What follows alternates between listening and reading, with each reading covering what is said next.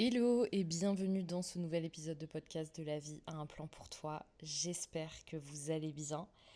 Aujourd'hui, on va parler d'un truc un peu tabou ou peut-être même un peu niche dans la dépendance affective, mais ne suis-je pas là pour ça finalement, d'aller creuser dans tous les aspects de la dépendance affective, de l'attachement anxieux pour encore mieux comprendre quels sont nos schémas.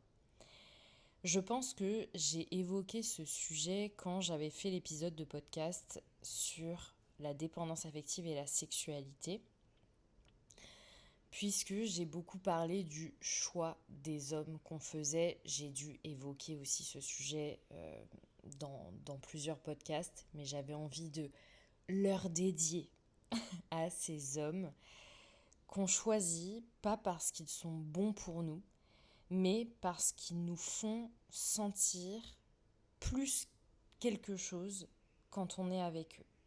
Je dis on parce que j'ai été dans cette situation. Heureusement, je suis sortie de ce schéma-là, mais j'avais envie de vous en parler pour que vous puissiez peut-être prendre conscience de ça, parce que c'est pas évident, c'est extrêmement subtil, et c'est pour ça qu'on en parle aujourd'hui. Je suis passée par là. C'est un schéma hyper fréquent dans la dépendance affective, donc il fallait qu'on en parle. Le vrai cœur de cet épisode, c'est de comprendre en fait un mécanisme supplémentaire que potentiellement vous avez mis en place pour venir compenser le manque d'estime que vous avez de vous-même. C'est pour ça que je vous dis c'est très subtil parce que déjà il faut comprendre, je vous remets un peu le décor, quand on est dans la dépendance affective, si on revient à votre enfance, c'est entre guillemets simplement des mécanismes que vous avez mis en place pour survivre. Survivre à quoi? À une blessure d'abandon que vous avez ressenti un moment pendant l'enfance. Encore une fois, ce n'est pas un abandon strict, c'est un, un syndrome d'abandon. C'est une sensation que vous avez eue où potentiellement on aurait pu vous abandonner. Donc ça peut être aussi bien un abandon strict qu'un parent qui émotionnellement n'est pas présent, à qui on doit vouloir prouver sa valeur, etc. Bref, rentrons dans le vif du sujet. Aujourd'hui, je vais parler de ces hommes trophées. Ça peut être les femmes, évidemment, si vous êtes dans des relations avec des femmes, mais je les appelle comme ça parce que finalement, c'est ce qu'ils deviennent à nos yeux inconsciemment. Comment je les définis? Ces hommes-là, c'est des hommes qui vont être souvent très beaux à nos yeux, très brillants, très charismatiques, très successful, ou parfois juste très idéalisés dans notre tête. L'enjeu, quand vous choisissez ces hommes-là, c'est ce qu'ils vont représenter socialement ou presque narcissiquement pour soi. C'est un homme artiste charismatique, c'est un homme plus âgé qui a du succès dans sa carrière par exemple, c'est un homme qui est super courtisé ou que vous imaginez être super courtisé ou que vous imaginez être hyper successful parce que très souvent quand on enlève les lunettes de l'idéalisation, on se rend compte que ces hommes-là sont tout à fait des hommes normaux, parfois beaux, mais qui ne nécessitaient pas qu'on se dévalorisent à leur côté. Donc, je vous dis ça, pourquoi? Parce que moi-même, pendant très longtemps, j'ai été attirée par des hommes que je trouvais évidemment très beaux, mais c'était une remarque qu'on me faisait. Je me souviens d'une collègue qui m'avait dit bah ça va, hein, toi, de toute façon, on a bien compris, tu t'emmerdes pas. Dans le sens où, bon, je suis restée des années dans cette boîte, hein, non pas qu'il y avait un autre homme toutes les semaines, et quand bien même ça aurait pu être le cas. Mais c'est vrai que quand je rencontrais un nouvel homme et que je commençais une relation, entre guillemets, avec, hein, que ce soit une relation à sens unique ou pas, mais en tout cas que je vivais cette relation, c'était des hommes très beaux. Voilà, il n'y avait pas à dire plus que ça.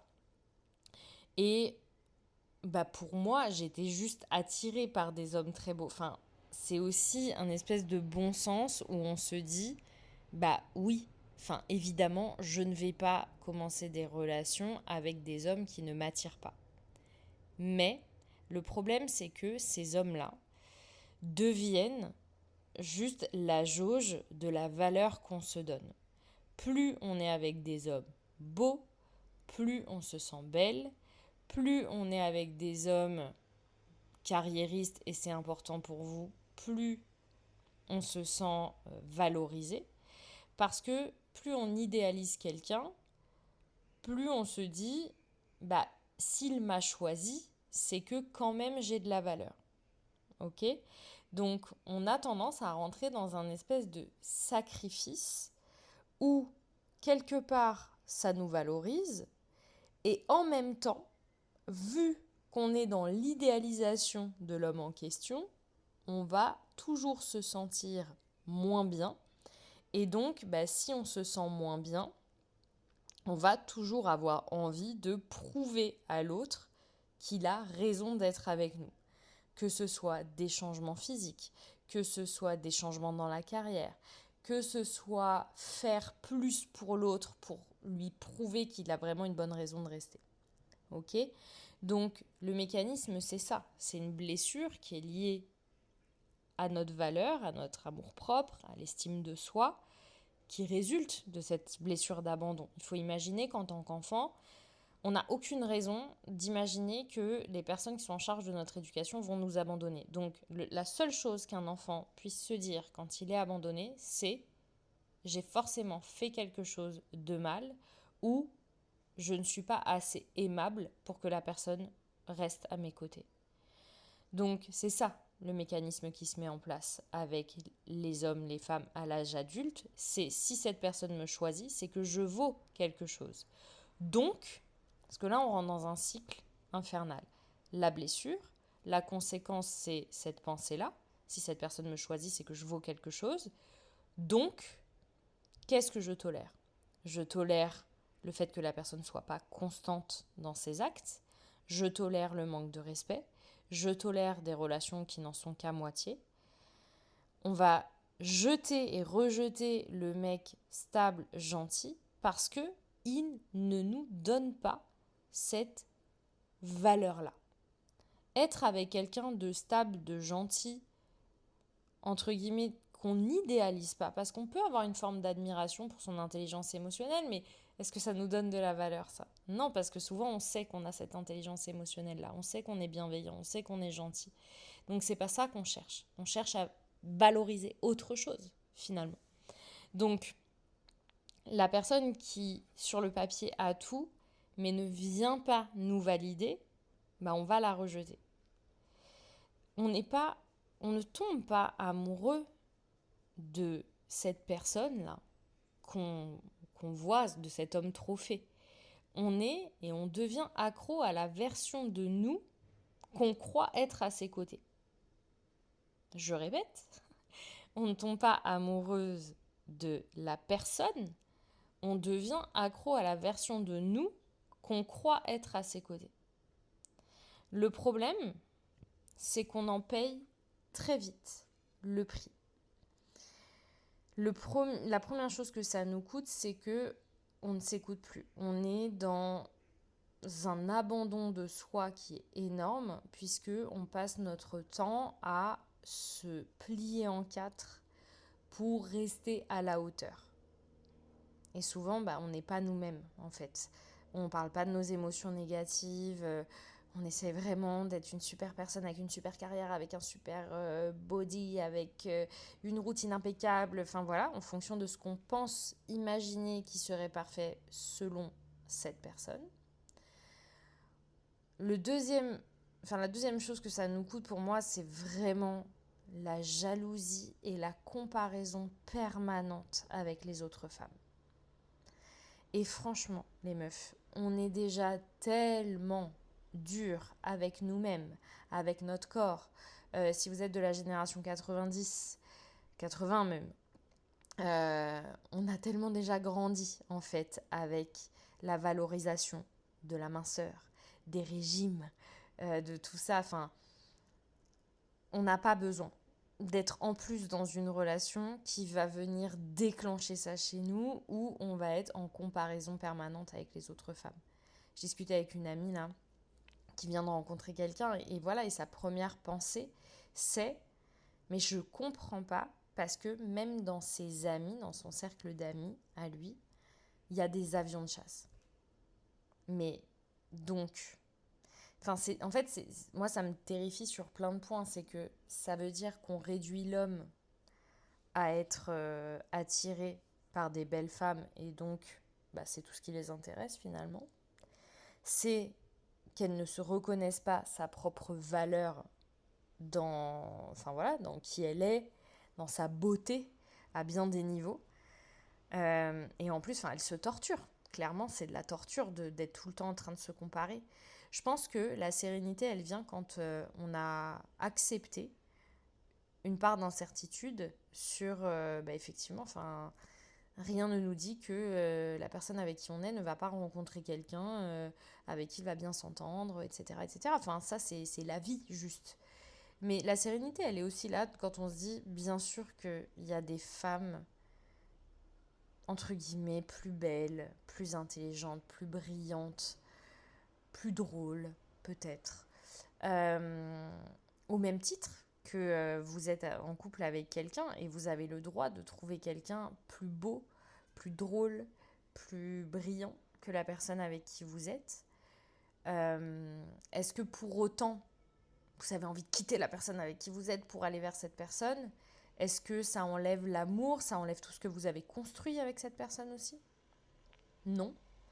Donc, je pense que la vraie sérénité, c'est de se dire, il y aura toujours, je mets des gros guillemets parce qu'encore une fois, j'aime pas se comparer des êtres humains entre eux, mais mieux ou moins bien que moi, à mes yeux, à ses yeux.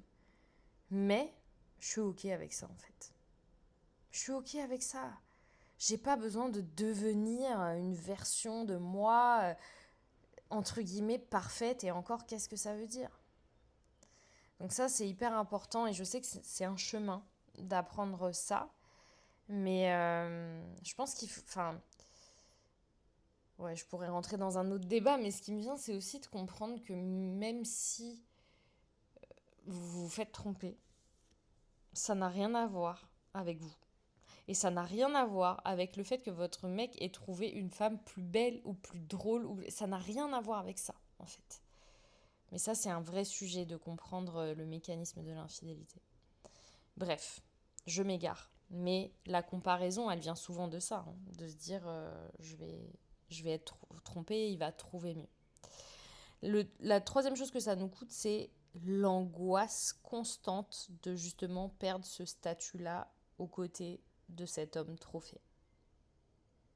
C'est vraiment d'être en hyper vigilance tout le temps, parce que si vous le considérez comme un homme trophée, ça veut dire que inconsciemment vous pensez qu'il est mieux que vous. Donc du coup, vous avez aussi l'impression que si la personne ne vous choisit plus, ça vous enlève quelque chose. Ça vous enlève de la valeur.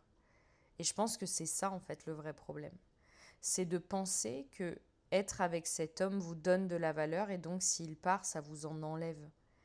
Alors que quand vous aurez compris que peut-être que oui, vous avez entre guillemets la chance d'être avec cette personne, mais que cette personne a aussi de la chance d'être avec vous, vous serez beaucoup moins angoissé. Parce que finalement, vous ne perdez rien de qui vous êtes profondément. Ça, c'est vraiment l'essentiel à comprendre. Et je pense que ce que ça coûte aussi, c'est le sentiment de honte, justement, qui relie ça. C'est-à-dire que si vous avez l'impression de perdre quelque chose, du coup, vous ressentez de la honte de redescendre, en gros, d'un étage, quoi. Quand on valorise autant les hommes trophées, le couple, si je perds ce statut, je ne suis plus rien si ça s'arrête, quoi. Alors que vous méritez souvent tellement mieux que ça. Déjà, que vous sentir comme ça c'est une certitude parce qu'il n'y a aucune relation qui est censée vous faire ressentir tout ce que je viens de citer. Mais en plus, il y a clairement aucun homme qui est censé vous faire sentir comme ça. Enfin, sinon, c'est des hommes qui sont vachement... Je ne parle pas de perversion narcissique parce que ce mot est utilisé un peu n'importe comment. Je parle vraiment de cette notion de narcissisme. Il y a des hommes qui aiment être aimés. Et des femmes aussi, hein. Attention, hein, je ne mets pas tous les hommes dans le même sac et je ne dis pas que ça concerne que les hommes. Mais il y a des personnalités narcissiques. Et donc, il y a des personnes ce qui vont le plus aimer chez vous, c'est que vous les aimiez. Mais du coup, qui ne sauront pas vous aimer. Et ces personnes sont souvent des personnes brillantes. C'est des personnes qui savent exactement mettre leurs atouts en avant. C'est aussi des personnes qui souvent n'ont pas très confiance en elles. Mais ça, c'est encore un autre débat. Mais bref, à chaque fois que vous vous êtes déjà dit, mais pourquoi je suis obsédée par cette personne alors que cette personne-là me donne vraiment des miettes, c'est souvent que vous êtes dans cette situation-là. Et je pense à une cliente avec qui je viens de terminer un accompagnement, qui probablement m'écoutera. Et au début de l'accompagnement, ce qui ressortait, c'était vraiment, je l'admire, voilà, c'est quelqu'un que j'admire, que je trouve génial, etc. Quand elle a changé de lunettes et qu'elle a vu la relation telle qu'elle était, l'homme tel qu'il était, tout d'un coup, il n'y avait plus d'admiration. Et ça ne veut pas dire qu'elle n'aimait plus la personne, ça veut dire qu'en fait, elle s'est remise, elle, à la même place que lui. Parce que c'est la vérité, vous êtes juste deux êtres humains, il n'y a pas de mieux, de moins bien, de qu'est-ce que j'ai fait pour mériter, qu'il me choisisse, etc. Pas du tout. Pas du tout. Il y a des personnes que vous avez le droit de reconnaître. Vous pouvez reconnaître une qualité chez quelqu'un, vous pouvez reconnaître ses appétences, etc. Mais ça ne fait pas de vous quelqu'un de moins bien. Voilà, valoriser quelqu'un sur quelque chose, ça ne vous enlève pas quelque chose. À aucun moment. Maintenant, il faut comprendre d'où ça vient vraiment. Ça vient de l'estime de soi, évidemment, qu'on n'a pas quand on est dans la dépendance affective, et donc on la cherche à l'extérieur. Donc, la valeur que vous allez vous donner vient du regard de l'autre. Ça vient aussi de la difficulté à se voir comme quelqu'un de suffisant sans validation masculine. J'insiste pour les personnes qui se sentent concernées par ça, qui ont l'impression que, indépendamment du regard d'un homme, elle n'existe pas. Juste observez dans votre enfance, dans votre relation notamment avec votre père, parce que si vous cherchez une validation spécifiquement masculine, il y a peut-être quelque chose avec votre père qui s'est passé. C'est important d'aller travailler dessus. Parce que si c'est ça, il y a de fortes chances que vous recherchiez ce que vous n'avez pas eu dans la relation avec votre père. Ça peut se faire de manière saine, mais malheureusement, souvent, ça ne se fait pas dans de bonnes conditions. Donc, être accompagné, ça aide simplement à venir apaiser ça. Et si vous le recherchez encore parce que la blessure n'est pas guérie totalement, de savoir comment la trouver de manière saine chez l'autre. Et donc, ça vient au troisième point que j'avais noté, effectivement, c'est parfois les parents inaccessibles ou très brillants ou très centrés sur leur réussite et qui valorisent énormément ça. Donc, plus vous allez vous sentir vide à l'intérieur, plus vous allez chercher des hommes vitrines pour exposer une forme de valeur que vous ne sentez pas à l'intérieur de vous. Je sais, la question qui vous taraude, c'est « mais comment on sort de ce schéma-là » Donc, il y a plusieurs choses.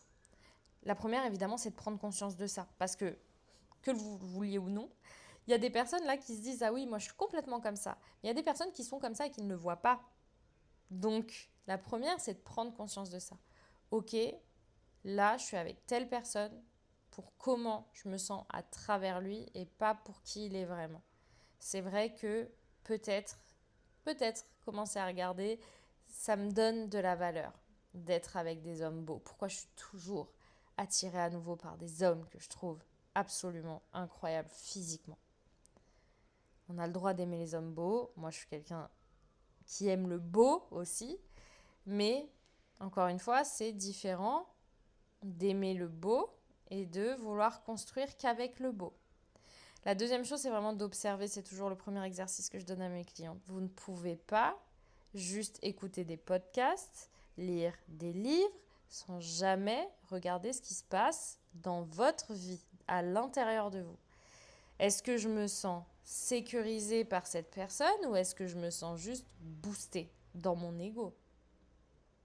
Parce que ça me fait du bien que cette personne s'intéresse à moi. Très souvent, je fais une petite parenthèse, je vous en parlais au début, mais je fais une petite parenthèse là-dessus. Quand vous vous sentez, entre guillemets, boosté, il y a un indicateur dans votre sexualité, c'est que vous allez être dans la performance. Vous pensez que vous aimez ça, vous pensez que vous aimez faire plaisir, etc. Mais vous êtes souvent dans une quête de performance pour pouvoir verrouiller la personne à travers la sexualité. Donc ça, c'est souvent un boost de l'ego et c'est justement parce que vous n'êtes pas sécurisé dans la relation que vous ne dites pas non, que vous ne posez pas de limites, etc. La troisième chose à faire, c'est de réhabiliter avec la vision du mec safe. C'est d'apprendre à laisser de la place à ce qui est stable, à ce qui est peut-être selon vous à ce moment-là moins excitant, mais beaucoup plus sain. Donc, vous pouvez faire un petit exercice qui est de prendre votre dernière relation, votre relation actuelle, votre dernier crush, bref, la personne qui vous venez à l'esprit en écoutant cet épisode et de faire simplement 2 colonnes en disant ce que j'aime vraiment chez lui et ce que ça dit de ce que je cherche à prouver sur moi. En fait, j'ai remarqué, mais ça, c'est très très clair depuis le début de ma carrière, disons, c'est vraiment, j'ai beaucoup de personnes à qui je pose cette question. Mais qu'est-ce que t'aimes chez lui? Et qui me répondent, après un long moment de silence, je sais pas. Parce que souvent, vous avez été happé par l'idéalisation, parce que la personne représentait pour vous. Et honnêtement, plus vous allez prendre conscience de ça, plus vous allez comprendre que vous n'êtes pas, vous, une vitrine ou un accessoire sur le bras d'un mec absolument exceptionnel.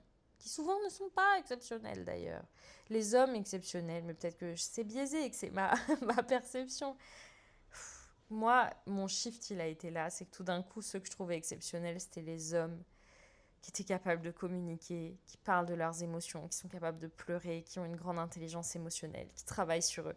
Ça, je trouve ça sexy. Un homme qui a une grande carrière, qui a envie de gagner beaucoup d'argent, c'est super d'avoir de l'ambition, attention, hein.